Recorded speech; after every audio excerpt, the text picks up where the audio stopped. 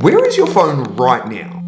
My guess would be it's in your hands. If not, then my next guess would be it's somewhere where you can grab it quickly without too much effort. And if it's not there, then I don't really know what to say. I guess this intro sucks. Look, what I'm trying to get at is we have all become inseparable from our phones. And whether we say it out loud or not, I know we're all sick of them. We're sick of constantly being distracted. We're sick of comparing ourselves to others. And we're sick of wasting our lives scrolling away at things that we don't care about. In this video, I'm going to tell you what I did to build a better relationship with my phone. Hopefully you guys find it useful. Let's dive in.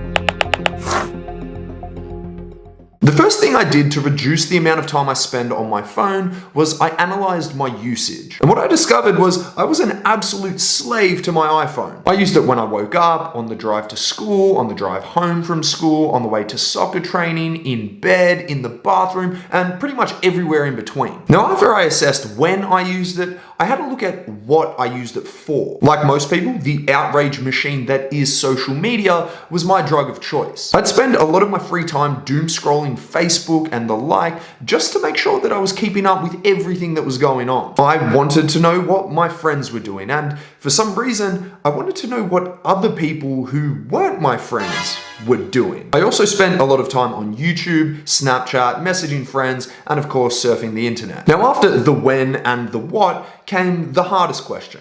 The why. This one was difficult because it involved me having to be very honest with myself. When I delved into this question, I realized that I used my phone so much as a kid because I wanted to fit in. Growing up in high school, just as smartphones and social media appeared, meant that we were essentially exhibit A in this experiment of likes and followers. If you wanted to win the game, you had to play the game, and because of this, it meant that smartphones became entwined into the social fabric of high school, where if you didn't have one, you felt like an outcast. Now, the other reason why I used my phone so much was because, well, it was there. I learned very quickly, as we all did, that I could gain a lot of enjoyment out of my phone from not really having to do much at all. Gaming, videos, music, socializing. It was all there, available from the warmth of my bed. And it didn't matter if I was angry or sad or any emotion in between. At all times, I had an instant source of distraction and dopamine right at the tips of my fingers. Now, I was very fortunate. I don't think that my phone usage ever wreaked absolute havoc on my life. I still played sports, I saw my friends, and I did pretty well at school. But I did notice some problems as I was getting older. Things like not being able to watch an entire movie or read a whole book without grabbing my phone to check something. I also wasn't able to go on my lunch break at work without whipping out my phone to check something. And lastly, when I was around my family and my friends, I couldn't help but pull out my phone to once again check something. That's right, I had built a habit throughout my teenage years of grabbing my phone for no particular reason at all. Grab first, decide what to do later. That was the motto. Every single touch of my phone was a distraction that stopped me from connecting properly with the present moment. And just so you don't mistake me for the Buddha, what I mean is every grab of my phone meant I wasn't listening properly to my family and friends, I couldn't focus properly on my work, and I never finished any movies or books that I started because I'd get bored and prefer to jump onto something new instead. Not to mention, every awesome experience I ever had was accompanied by a voice in the back of my head saying, Snapchat this or put this on Insta. They'll love it. Who will love it? That kid from year 7 that I haven't spoken to in years? Or that person that I drunkenly made friends with at a party that I haven't seen since? I still get worried that to this day, I didn't get to live my teenage years to the fullest extent because my mind was being hijacked by a device that at the time, no one really seemed too concerned about. Anyway, once I realized all this, I did what anyone would have done. I decided to stop using my phone. So before I went to sleep, I would put it on my desk away from my bed, and during the day, I'd swear that I'm not gonna touch it. It didn't work, and to be honest, that pissed me off. I've never been addicted to anything, but here I was with a habit that I just couldn't kick. And at the age of around 16, I swore that I would conquer this demon. So over the next decade, I went on a crusade to take back control of my attention and to start using my phone without it using me. I started my assault by trimming the fat. In other words, I went through all my social media apps and my contacts, and I deleted anyone who I didn't have a genuine connection with. I don't need to know what that one person that I spoke to a few times in year 8 is doing. And I certainly don't care about random people's nights out or that happy couple that are cheating behind each other's backs. Online, we have all amassed a large collection of friends that were originally used as a trophy to show others that we weren't lonely losers. And now we feel obliged to continue watching their lives out of context, and we never really questioned why. Cutting out these people meant that, at least when I was using my phone, I was engaging with people that I genuinely care about. And this doesn't mean that you have to dislike anyone, it just means that you're mature enough to set some boundaries on who deserves your attention. A good rule of thumb is if you can't sit with this person one-on-one and have a comfortable chat, then you probably don't need them on social media. Now, the next thing I did was I curated my information diet. So I also deleted all the pages that I felt didn't give me any real benefit. Now, this doesn't mean that I got rid of all the pages that I look at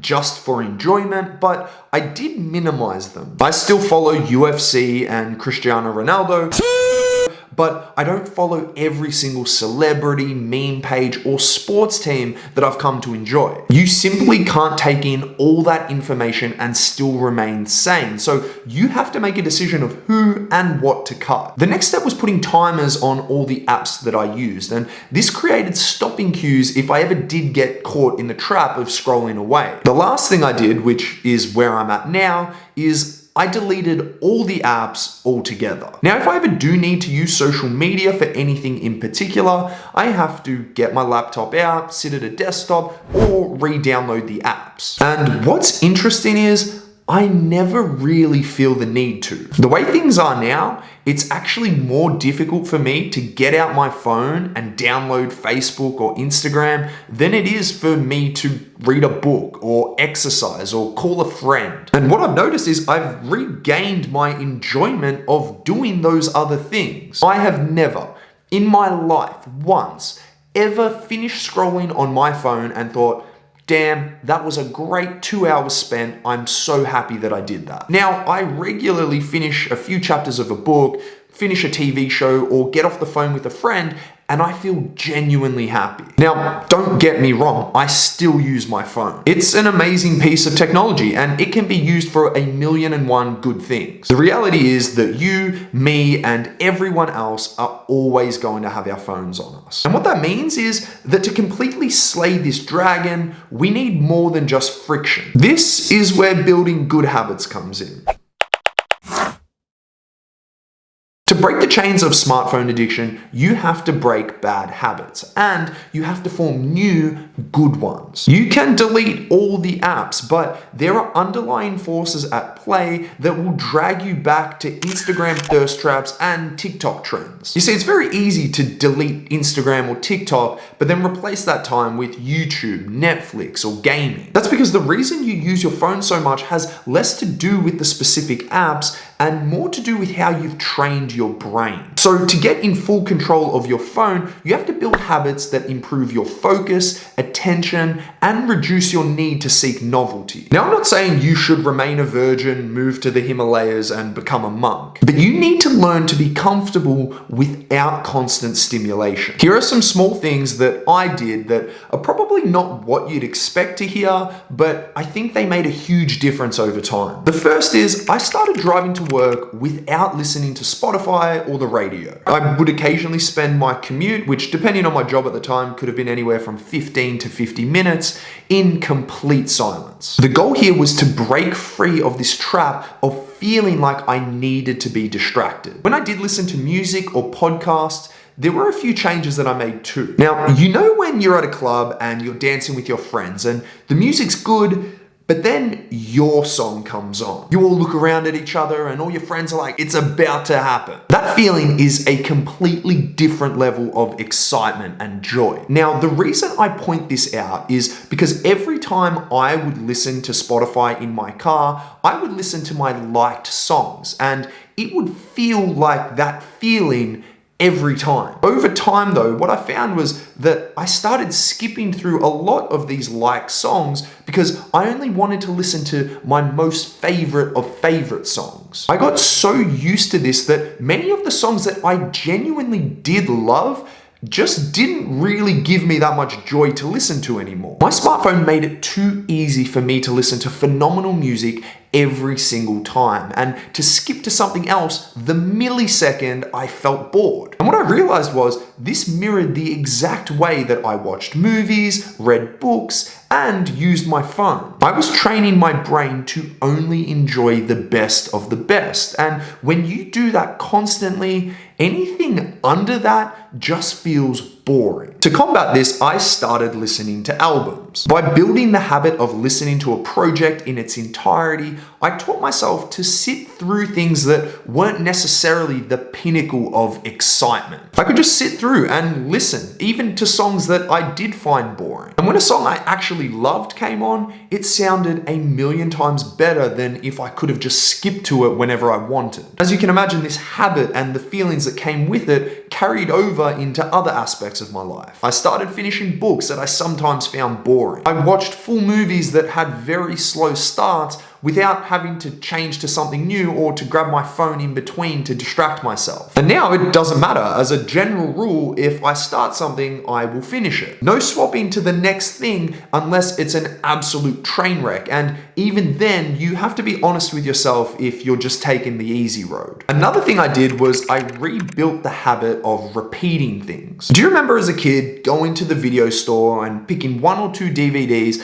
and then going back home to watch them on repeat until you had to take them back? Or what about only having 4 or 5 DVDs at home to begin with and just rewatching them because what else were you going to watch? I, until not too long ago, realized that I hadn't rewatched anything in years. With the constant stream of new and novel content, there was no reason for me to rewatch things because there was always something new and better to find. Rewatching and re-listening to content has been crucial in controlling my phone use. Like I said earlier, friction is great for forcibly reducing your usage, but to remain in control, you actually have to rewire your brain. If you're like me, you're probably grabbing your phone for no particular reason and then finding something to look at. That doesn't necessarily have anything to do with apps or games, but it does have a lot to do with your discomfort at doing nothing and your desire for increasing novelty. And that brings me to the final part of this video.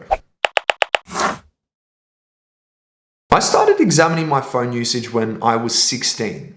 I'm 26 now. Here are 2 important takeaways that I've learned over this last decade. The first is you must embrace boredom. As I've already mentioned, the urge you have to grab your phone constantly is born out of a need for distraction and novelty seeking. It wasn't until I got comfortable with being bored that I started making strides in controlling my phone usage. TikTok and Insta and YouTube and Netflix, with their constant stream of content and endless scrolling, encourage us to avoid boredom at all costs. That's why we can't rewatch things, or the second we get bored, we grab for our phone. We lie to ourselves and we say, I'm just trying to de-stress or have some downtime. But the reality is we are overstimulated by the endless novelty that phones provide. And this makes everything else appear boring. And we're terrified of being bored. The second insight I've had is about intentionality. The most powerful weapon we have in the battle against our phones is intentionality. Every time you use a device, you should have intent behind it. And the more precise your intent, the easier it is to have a healthy relationship with your phone. Considering what you want to use your phone for, why you want to use it, and how long for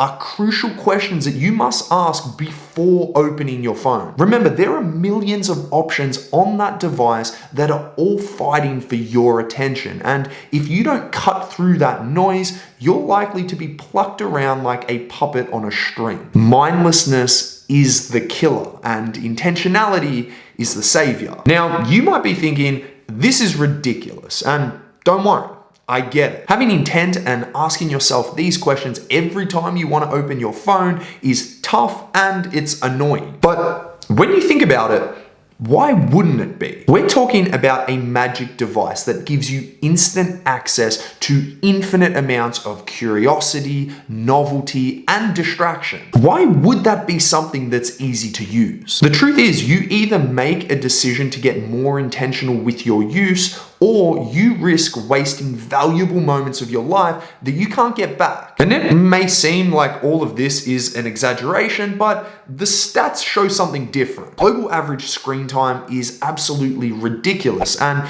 the correlation between depression and anxiety and phone usage is becoming stronger and stronger every day. Now, I'm not here to tell you that you have to do anything. If you can go to bed at night and you can feel fulfilled and you're comfortable with your phone usage and how your life is turning out, then who the hell am I to tell you what to do? But if you're someone who is drowning in the sea of content and overstimulation, or if you're just someone who wants to knock a few minutes off their screen time, I hope you found this video useful. Even if it is just to show you that you're not the only person out there who is fighting this battle with their phone. I'd love to hear all of your thoughts, and if there's anyone out there who has other strategies that they've used that have been successful, please feel free to pop them in the comments so we can all help each other out. As always, thank you very much for watching. I'll see you next time. All I hear, go get the money, so I go get it. Hate means I do something right.